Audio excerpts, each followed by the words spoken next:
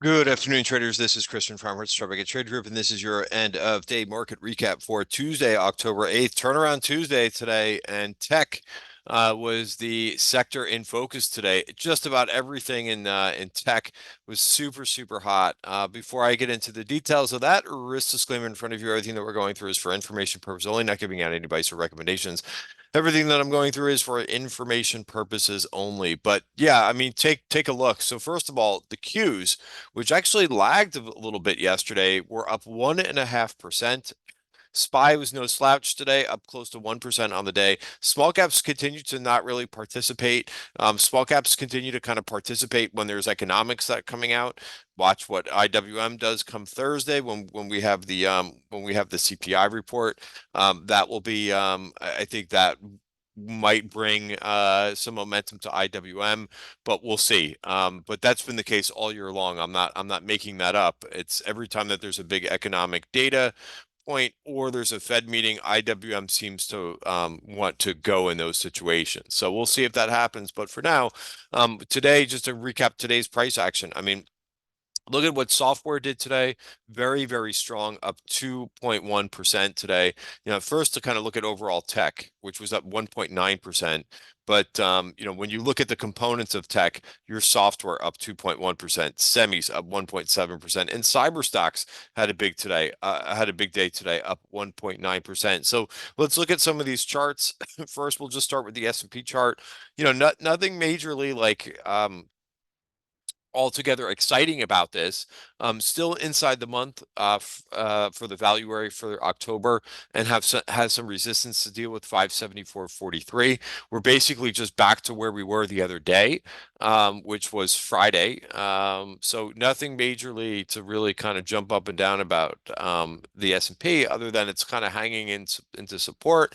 Also, when you look at what the Qs are doing, we did get over Friday's high. We got over yesterday's high as well, and we're above the value area for the month. So, you know, let's see if we get some continuation, because we really haven't, we've had these one days of where things look really good. Everybody got excited about Friday, I think. A lot of good participation in growth names on Friday, and then on Monday things kind of fell apart there a bit. But that's how this market has been going: starts and stops, starts and stops. So looking at so again, sorry for like the curb your enthusiasm, because I don't mean to do that on a very strong day, but we're just basically back to where we were a couple weeks ago. So, and not quite over those highs as of yet, but I think that is a new close. It could be a new closing high. It's very close to the close for the day on Thursday, the 26th. VPOC still up there at 496.16. And looking at the 1 hour chart too, considering that this was what had the momentum today, so we'll examine this. Let's just zoom out, but we are back above the value area. I thought as I reviewed in yesterday's video, I think I talked about two things, or at least I know I did this morning, was talking about that price held just a little bit different places. It held the top of the value area for the month, right? That's that gray box in here that you're seeing. If I pull this down, you could see it's a very big value area, but regardless, price did hold in there. Again, we're not through any of these highs yet, but you know, one day is not a trend, of course. And the S&P held the bottom of yesterday's value area. Held the bottom of the value area for the week. So, as ugly as that kind of heavy selling pressure was at the end of the day yesterday, which started around 2:30 yesterday, price kind of shook it off and held in there. So that's what we have right now. Again, SPY still has some resistance ahead of it. When we break this down and look at sectors, it's going to look like a different picture. For example, the software ETF, right? This is new all-time highs for the software ETF. So very strong. A lot of different names doing pretty well in this group. Oracle, which I by mistake like sold my position that I had a swing trade in Oracle, and I didn't like how I needed to trim something yesterday, and Oracle was what I held. But this had a very strong day today. Also, things like Palantir had a had another strong day today. Little bit of just inside day yesterday, kind of filling this gap yesterday. And look at the momentum today. All right. I know I always get questions. There was a question that I got yesterday on Palantir. Sorry, I'm not picking on anybody, but they're like, "Hey, why is it down?" Yesterday. I was like, "I don't know. It doesn't have to be any news. I don't think there was any positive news on Palantir today, but I always get questions when a stock is down a little bit. Hey, what's the news? Sometimes it's just profit taking. All right. But all that did was basically come back into the 5-day moving average. Another stock I saw a lot of folks talking about was Hood. This name broke out to new 2024 highs, very strong there. And again, when we look at software, I'll just bring up a couple other names. And actually, like I wanted to bring this up anyway, but FICO is a name that nobody really talks about. That name moving out to new highs.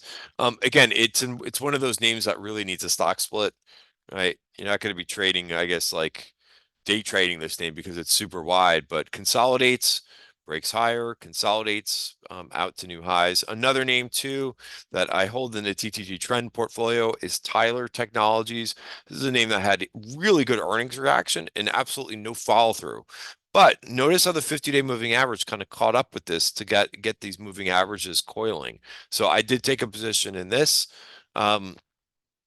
Shopify is a name that I had in my Substack Monday morning. I like this move out of this little digestion here and moving higher, but I can go on for a long time. I mean, there's just a lot of participation when you see software up that much. But one of the things is that look at the difference in the 4-week new highs versus new lows. Notice that there's really not much difference. So as much as you're seeing some areas float to the top, and I think growth investors are embracing this with software, semis, cyber names going up, but you're also getting a breakdown in some of your defensive areas. A lot of consumer staples, a lot of healthcare is on the right side of the equation over there.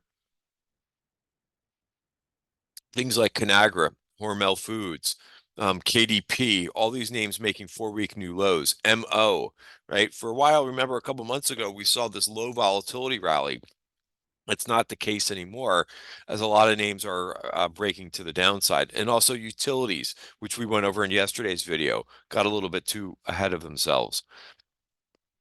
All right, I'm going to go over just a couple other charts because I'm losing my voice again, so I just can't make it through this whole. I can't make it through a 15-minute video. A lot of questions about the semis, right? NVIDIA's been leading the way. It's been very, very nice performance since Jensen Huang came out and said that they're seeing crazy demand for, or what did he say? I forget the adjective that he used, but he said that they're seeing a lot of demand for the Blackwell chip, and a real nice move here above this VPOC. Remember in yesterday's video, I thought that this might see some digestion, but the buyers have won out here. I'm still long as well, so I'm long NVIDIA in the TTG trend portfolio, and I'm long AMD, which made a little bit of progress here. I'm holding this into their AI event, and then I'll probably get rid of it, or maybe just hold a small piece of it. But this name did very well today too. Broadcom had a really nice day too, right? And I'm still long some Taiwan Semiconductor as well, which just continues to charge higher slowly, but surely. Back into the software space, couple small cap names that I'm watching. Catherine Zeta-Jones, as I call it. This is Zeta Global Holdings.